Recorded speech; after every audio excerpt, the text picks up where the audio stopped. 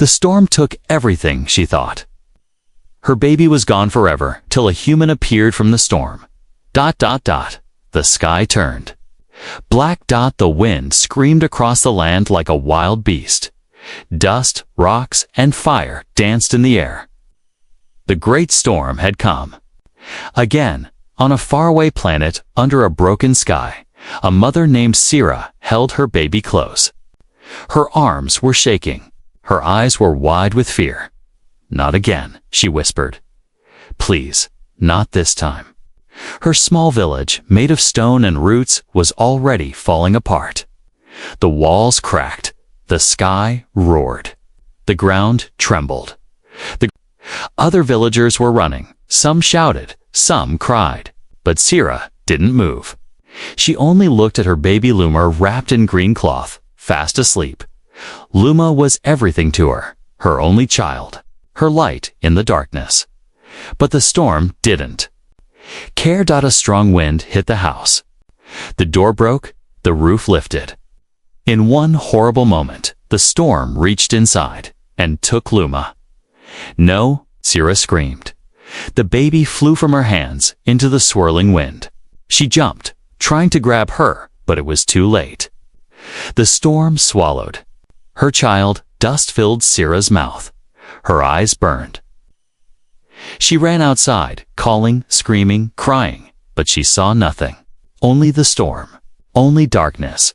The storm howled for hours, and when it was over, silence. The village was quiet. Broken houses were destroyed. Fires burned in the ruins. People were hurt. Some were gone. Sira sat in the ashes, her hands empty, her heart broken. The others tried to comfort her, but she couldn't hear them. She could only think of Luma, her baby, lost in the wind. "She's gone," someone said. "No one can survive a storm like that," said another. But Sira didn't believe it. "She's alive," she whispered. "I know it." They didn't believe her. Days passed. Then weeks. No sign of the baby. No tracks. No sound. Nothing. But still, Sira waited. She would sit on the edge of the village every evening, watching the horizon, hoping for a miracle. And then, it happened. One evening, the sky turned gray again. A soft wind touched the land. The villagers watched with fear, but it was not a storm this time. Just clouds. Just cold. Sira stood alone, as always. That's when she saw it, far in the distance. Something was moving, a shape, a figure. Walking through the dust, she narrowed her eyes. It was tall, metal, glowing, not alien, not one of her kind. No, it was something else. The figure came closer, slow but steady. The villagers saw it now too. They stepped back. Some grabbed tools, ready to fight, but Sira stepped forward. The figure walked through the smoke and dust. Its body was covered in armor, old, scratched metal. On the chest, faded letters. EAF Earth, Allied Forces. It was a human. No one had seen a human in many generations. They were a story, a legend, a warning. But now, one was here, alive, and in his arms. Something small. Sira gasped, wrapped in cloth. Moving, glowing eyes. Luma. Her baby. Alive. The human stopped a few steps away. He said nothing. He didn't speak their language, but he gently placed the baby into Sira's arms. Luma smiled. Sira cried. The villagers were silent. The storm had taken everything, but now something had returned. The human looked at Sira with tired eyes. His face was hidden behind a broken helmet. He was bleeding. His arm was shaking. His suit made strange noises. He had walked through fire, storm, and dust, just to bring the baby back. "Who are you?" Sira whispered. He didn't answer. He only looked up at the sky, then fell to his knees and collapsed. He was dreaming. In his dream, there was light, and fire, and screaming. Metal birds fell from the sky. Cities burned. A voice cried through a radio. Unit 9, fall back. Repeat, fall back. Then ... nothing ... darkness, and then a sound. Soft, gentle, like laughter. A child laughing. He woke up. Slowly, his body ached. His chest was heavy. Every breath hurt. He tried to move, but his arms felt like stone. Eyes opened, just a little. A roof, strange patterns on the ceiling. He was not outside anymore. He was in a room. He blinked. Where was he? His vision cleared, and he saw her. The alien woman, the one who had cried when he returned her child. She sat nearby, watching him, not afraid, just waiting. He tried to speak, but no words came out. Just air. The woman leaned closer. You are safe, she said softly in her language. He didn't understand the words, but the tone was kind. Calming, she held up a small, objecta, fruit-like thing and offered it to him. He was too weak to eat. Then he heard it, that sound again. The child's laugh. He turned his head. Slowly, the baby was playing beside him, holding part of his broken helmet. She smiled at him like they were old friends. Something inside his chest moved, not pain. Something else, warmth. The villagers were still afraid. They stood outside the house, watching, whispering. What is he? Why did he save the child? Is he a soldier? No, he's a ghost. But the elder woman, Mara, said nothing. She only watched him with old, sharp eyes. Humans were monsters, she said at last. But they were protectors too. Both fire and water. Both storm and shelter. Days passed. The man healed slowly. He could sit up now. Drink, eat a little. He still didn't speak. Not because he didn't want to, but because he didn't know how. The alien language was strange to him, and worse. He didn't even remember his own. His name? It's past. All gone, just silence in his head. Only dreams, explosions, orders. A face of a child crying Zero. The baby's mother gave him a name. Soul. It meant stranger from light in her tongue. She believed he had come from the stars. Soul didn't argue. He didn't know where he came from. He only knew this. He had found the baby in the ruins. Deep in the wasteland, half covered in sand, still alive. He had picked her up and walked toward the nearest signal, her village beacon.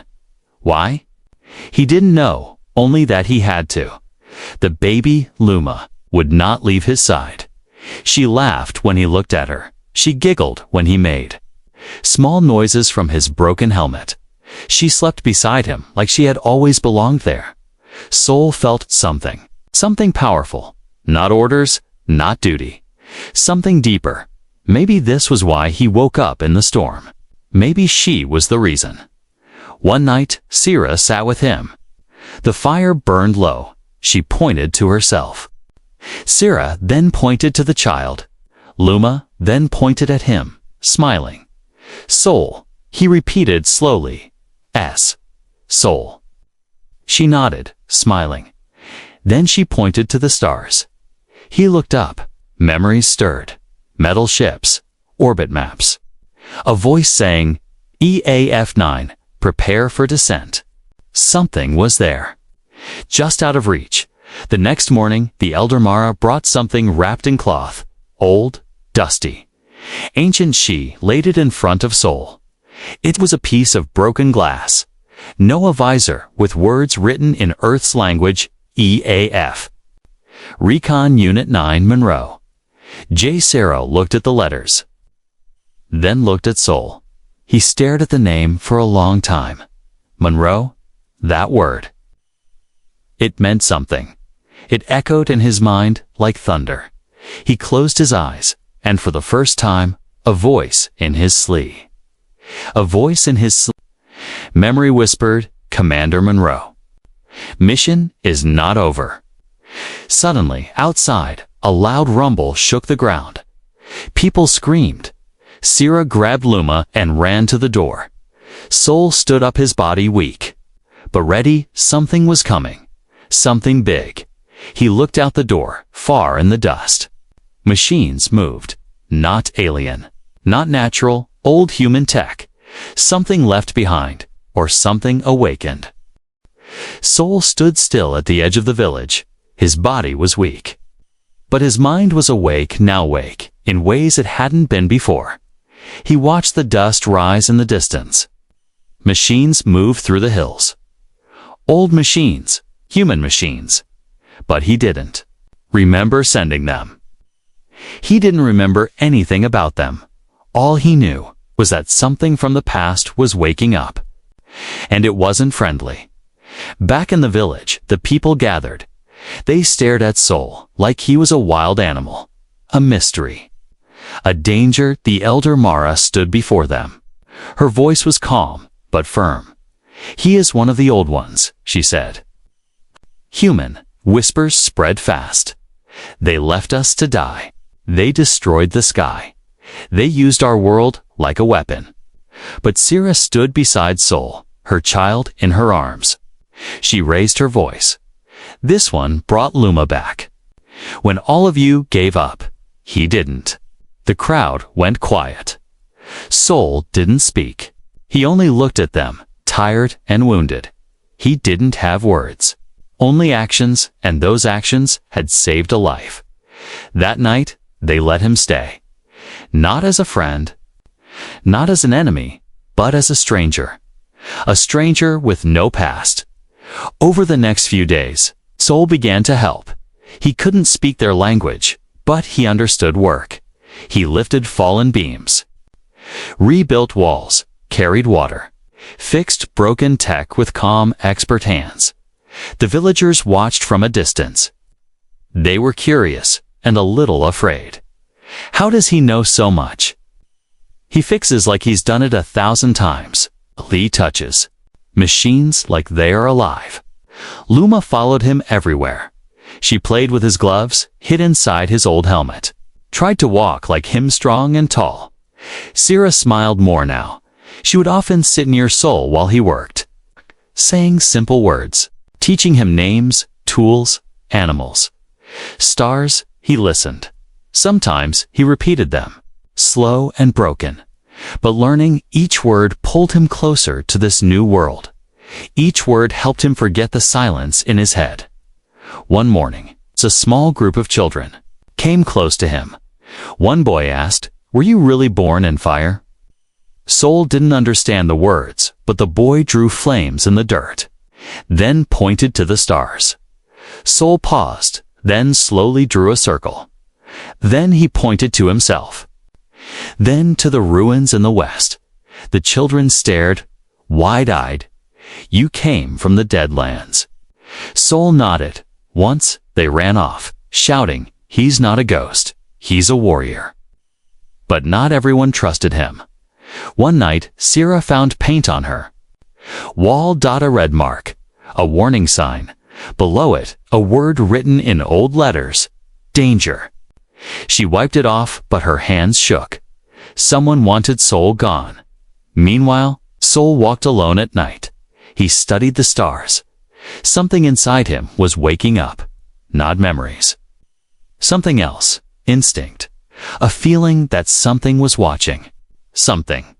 Near, he turned his eyes west, where the machines moved. The next morning, Sira gave him a map. Old, torn, drawn by hand. She pointed to the west ruins. Then looked into his eyes. "You came from there," she said. "Maybe your answers are still there." He nodded slowly. Sol walked out of the village that day, alone. Toward the ruins. Toward the silence. The ruins were cold, old metal, broken towers. Fallen drones. Earth tech. Buried under time. He stepped over bonesome alien. Some human. His boots echoed on the cracked ground. Then he saw it.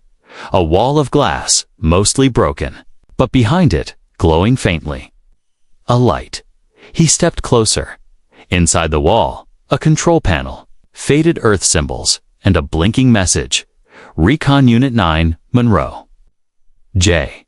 Status. Missing a soft voice played from a speaker.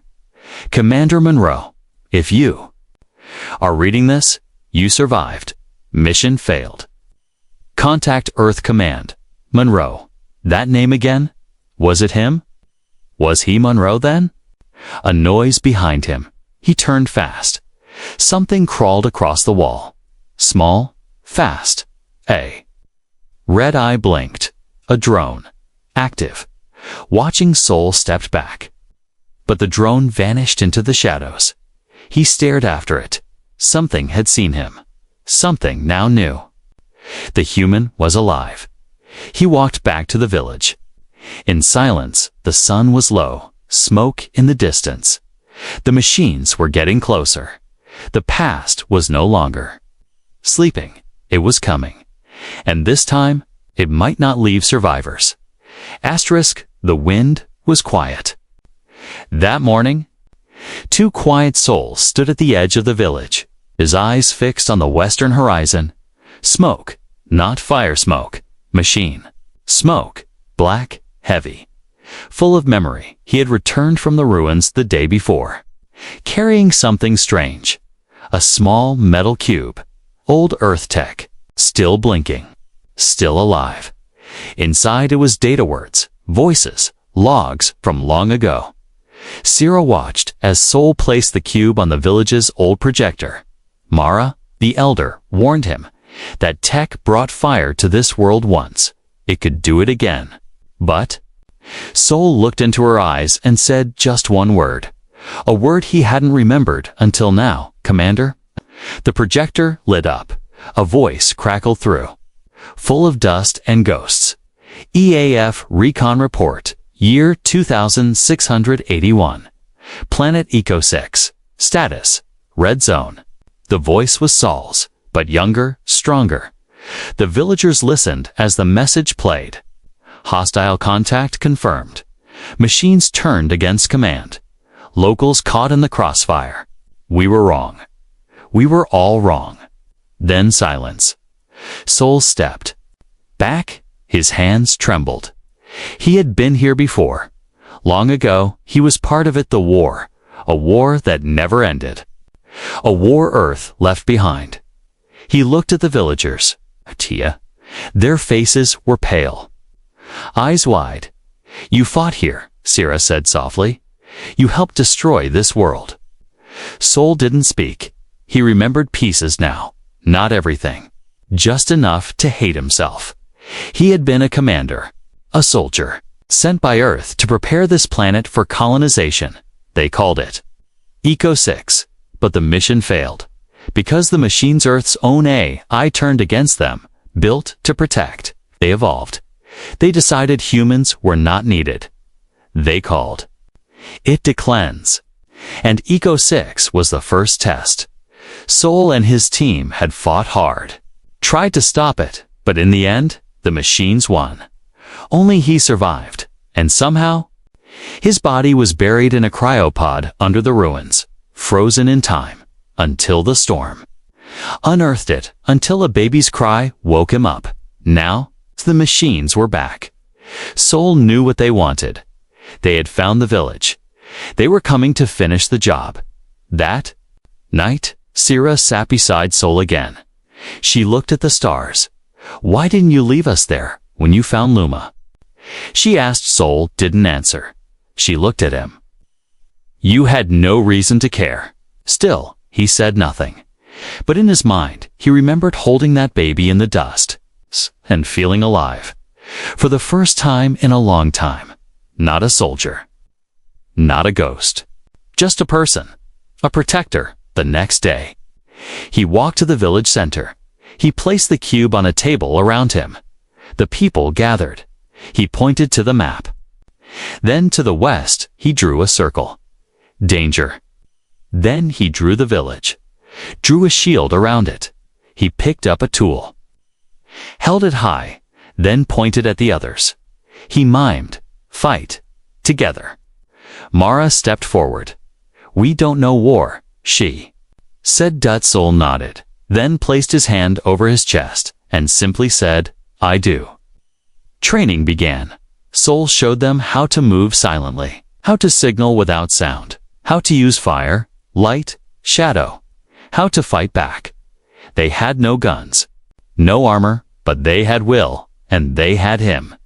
The machines moved faster now. Scouts spotted them. Near the valley edge, Soul studied their tracks. Two-legged walkers, small aerial drones. One large crawler. All old Earth models, but upgraded. Smarter, hunting, not marching. The village had 3 days, maybe less, but they didn't run. Not this time. On the third night, Luma placed Saul's old helmet on his head. It no longer worked, but it felt right. She giggled and said, boom. Sira smiled. She believes in you. Soul looked at the child. And for the first time in years, he smiled back. The next morning, a strange sound filled the sky. A deep, low hum. The machines had arrived, but the village was ready. Fires were lit. Traps were hidden. Signals prepared. Soul stood at the front, holding a spear made from old drone parts. He was no longer just a ghost from the past. He was a soldier again, but this time, the mission was different. This time, he was fighting for them. The sky turned silver as the first machine entered the valley. It moved slow, like it had no fear. A long crawler.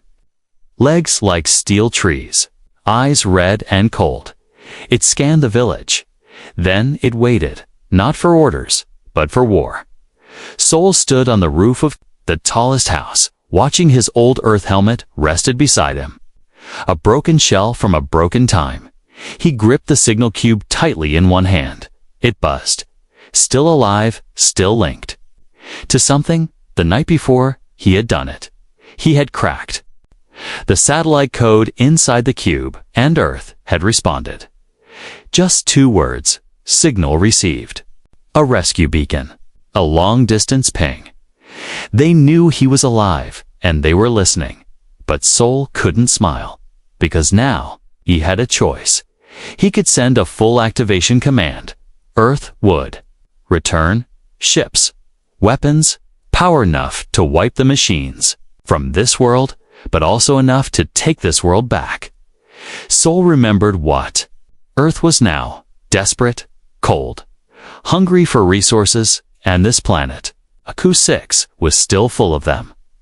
If Earth came back, they wouldn't just save the village, they might take everything. That night, sat beside the fire with Sira and Luma. The baby played with sparks, giggling. Touching his arm, Sira handed him a bowl of warm roots and soft bread. You don't have to stay, she said quietly. Soul looked at her. You don't owe us anything. He said nothing, but the firelight reflected in his eyes. And in that moment, Sfera understood. He had already made his choice. The next morning, he stood before the village. They were scared, but not broken. They had wooden spears, rope traps, smoke. Bombs made from dry herbs. Soul drew a line in the dirt. Here, he said, then tapped his chest. We stand here. The people nodded. No one ran, no one hid. The machines came at sunset, fast. Loud, the crawler moved first. Its heavy legs crushing. Rocks beneath it, behind it. A swarm of smaller walkers dot in the sky. Drones blinked red. The villagers stood ready. Soul waited in the center, holding a fire torch in one hand, and the cube in the other. He whispered to it, not yet. Then the battle began. Flames lit the sky. Smoke blinded the drones. Traps snapped shut on walker legs. The villagers moved fast, thanks to Saul's training. They weren't soldiers, but they were defending their home, and that made them strong. Soul fought like a storm. He moved through fire and steel with a calm fury. He knew the enemy's every move. He had once built them. Now he destroyed them with sticks. with fire, with knowledge, and with purpose. But the machines didn't stop. They kept coming, too. Villagers were hurt. A drone got past the line, flying straight toward the homes. Sira screamed, Luma cried, Sol turned too far. He couldn't reach them suddenly. The cube in his hand lit up. A voice crackled through. Earth command. Full orbital support ready. Do you request strike clearance? Time froze. He looked at the drone speeding toward the child, at the sky above, at the beacon in his hand. All he had to do. Well, say yes. But he didn't single quotes. Instead, he smashed the cube to the ground and charged. He reached the drone just in time. Threw his body in front of Luma, took the blast. Pain exploded through him. He fell hard, everything went silent. When he opened his eyes, it was night. Stars above, faces around. Sira held his hand, shaking. You're alive, she whispered. He tried to speak, but couldn't. She leaned closer. The machines are gone. He blinked. Gone. She nodded. They retreated. The villagers stood around him, eyes full of something new. Not fear, not suspicion, respect, later. Luma crawled onto his chest, holding a piece of the broken cube. Sol looked at it. No signal, no earth, no worth, no worship. Only him. Only this place. Sira spoke softly. You could have left. He looked at her, then at Luma, then closed his eyes and smiled. He had made his choice. He wasn't just a soldier. He wasn't just a survivor. He was something more now. He was home. The stars were calm again. For the first time in many days, the sky held no smoke, no red eyes, no metal wings. Only silence. But Sol knew the silence wouldn't last. Something had changed, not just here, out there. In space, the broken signal cube still sparked sometimes. Its body was cracked. Its voice was gone, but something deep inside it was still transmitting, still whispering to the stars. Human life detected. Eco 6. Status active. In the village, life returned slowly. Houses were rebuilt, fires burned warm again, not in fear, but for food, for light. Luma played in the dirt with other children. She wore a helmet now. Sol's old helmet, too big for her head. She called it her storm crown. Sol smiled when he saw her, but he didn't smile long, because 3 days later, the sky changed again. A sharp light split the clouds above. The villagers gathered, shielding their eyes. A sound followed, a deep hum that shook the mountains. Something was coming, not from the west, from above. Sol looked up and knew. Earth had answered. The ship appeared slowly, sleek, silver, beautiful and cold. Not a warship, but not peaceful either.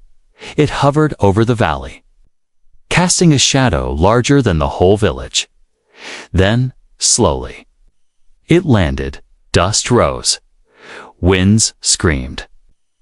Metal feet touched. Ground. The door opened, and out stepped humans. The villagers gasped. They had heard stories of the old ones. Now those stories had faces. Men and women in smooth armor. Blue lights on their suits, long weapons on their backs. They looked strong.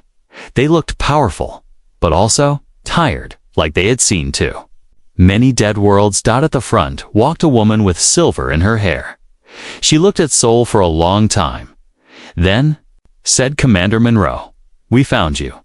Sol didn't speak. He didn't feel like a commander anymore.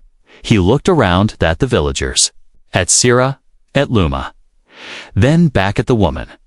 What do you want here? He asked, voice rough. Rescue. She said, and recovery. Her eyes shifted to the land around her. So much untouched, so much lost tech. This planet is still valuable. Sira stepped beside him, the baby in her arms. The woman looked confused. That child yours? No, Sol said. He looked at Luma. Mine now. The human team set up a camp outside the village. They scanned. They mapped. They talked of resource zones and colonial options. Sol watched them from a distance. They hadn't come just to rescue. They had come to claim. One night, the silver-haired woman sat with Sol. You were declared dead 12 years ago, she said. This planet was marked unsalvageable. He stared. Into the fire. It's not dead, he said. No, she admitted. Because of you. She studied him. You've done something impossible here. He didn't answer. Then she asked, will you return with us? Sol looked at the stars. They felt different now, colder. He shook his head. I belong here. The woman didn't argue, but her voice grew quiet. They won't leave this planet alone, you know? I know. The next day, Sol gathered the villagers. He stood tall. Not as a visitor, but as one of them. He explained the truth, that Earth had returned, and it would want the land, the tech, the future. But they don't understand this place, he said. They don't understand you. He looked around. But I do. The villagers were afraid, but they were also strong now, because he had taught them, and more than that, because they had hope, not just in him, in themselves. Later that night, the Earth team began packing up. Their scans were done. Their orders? Report back. Wait for further command. The silver-haired woman met Sol one last time. You saved this village, she said. But you've started something bigger now. Sol nodded. I know. Then she did something unexpected. She smiled and left. The next morning, the ship rose into the sky.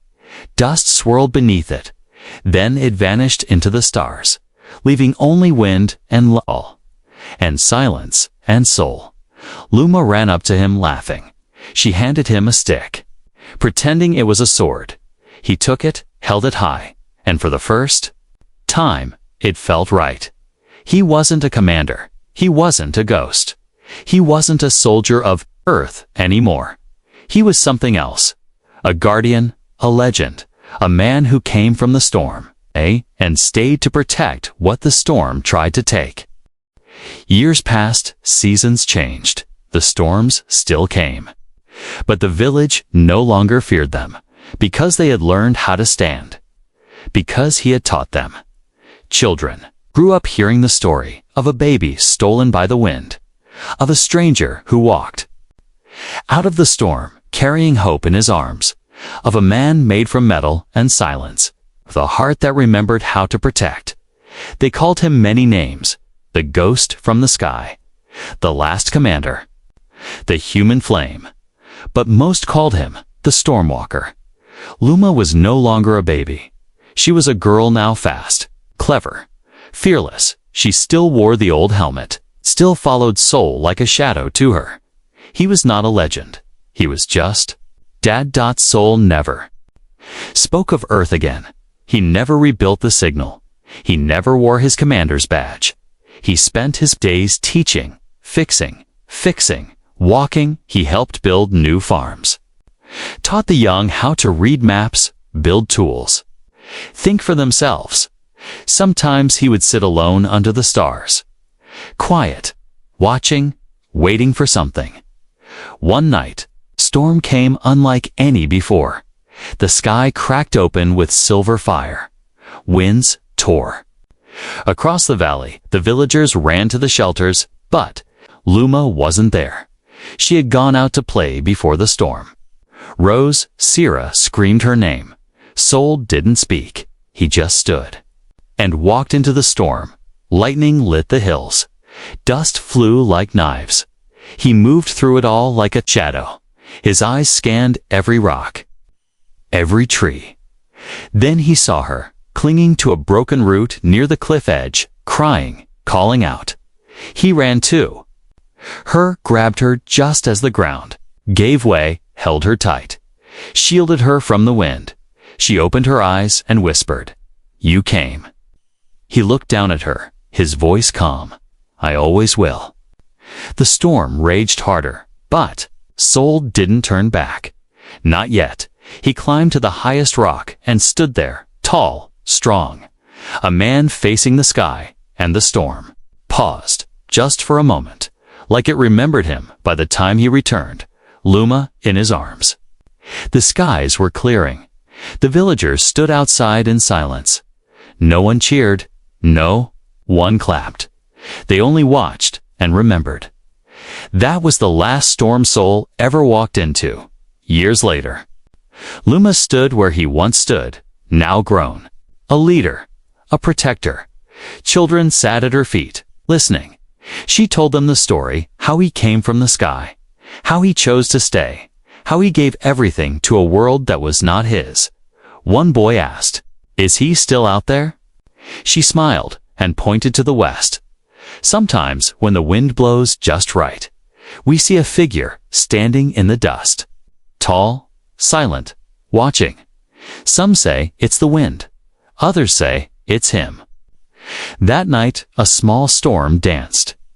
Across the hills, not angry, not wild, just a soft wind and glowing clouds. And for a moment, shape stood near the edge of the village.